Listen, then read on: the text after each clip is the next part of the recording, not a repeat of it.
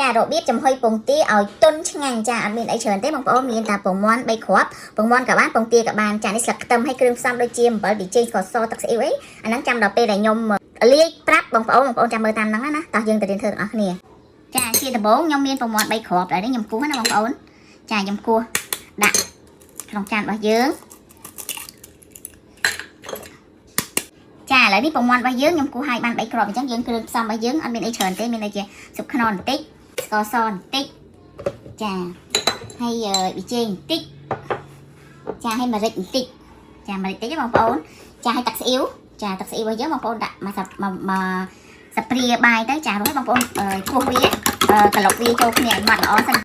ចាឥឡូវហ្នឹងយើងបាយពងមាន់យើងបែកបញ្ចូលគ្នាមួយគ្រឿងអញ្ចឹងអ្វីដែលមិនអាចខ្វះបានគឺទឹកក្តៅបងប្អូនទឹកក្តៅយើងក្តៅពុះហ្មងបងប្អូនយកមកចាក់ជាមួយនឹងពងទារបស់យើងហ្នឹងយកមកវាយចូលគ្នាអញ្ចឹងទៅហើយរួចឲ្យបងប្អូនដាក់ទឹកក្តៅហ្នឹងរៀងច្រើនតិចណាបងប្អូនបានហើយពងមាន់របស់យើងហ្នឹងចំហុយទៅវាទន់ល្អអញ្ចឹងណាបងប្អូនចាឥឡូវហ្នឹងយើងវាយបញ្ចូលគ្នាចាបងប្អូន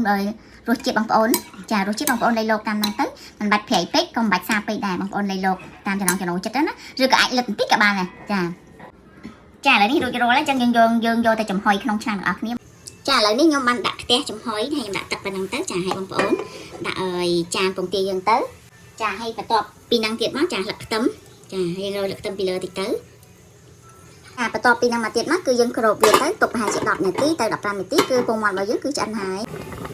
ចាបន្ទាប់ពី5នាទីមកខ្ញុំមើលម្ដងអញ្ចឹងណាមើលម្ដងតើវាពងទាហ្នឹងវាដល់ណាវាឆ្អិនបានពាក់កណ្ដាលហើយអញ្ចឹងបងប្អូនអត់ទុកចិត្តថាពងទាហ្នឹងឆ្អិនណាបងប្អូនធ្វើតាមខ្ញុំមកយកចិត្តទៅបងប្អូនចុចចែកចាអញ្ចឹងវាអត់ទាន់ឆ្អិនល្អអញ្ចឹងប្រហែលជា5នាទីទៀតគឺឆ្អិនហើយបងប្អូនចាឥឡូវនេះខ្ញុំគ្របសិនណាខ្ញុំគ្របសិនចាបន្ទាប់ពី5នាទីទៀតមកគឺពងទាហ្នឹងគឺឆ្អិនហើយ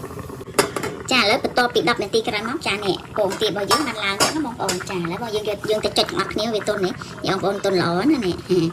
បងប្អូននេះទន់ល្អណាបងប្អូននេះចាពិធីងាយចានេះ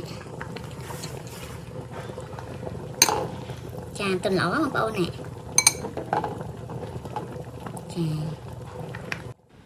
ចាបើពេញចិត្តវីដេអូខ្ញុំជួយ Subscribe Channel ខ្ញុំម្នាក់មួយផងដើម្បីបានវីដេអូថ្មីៗ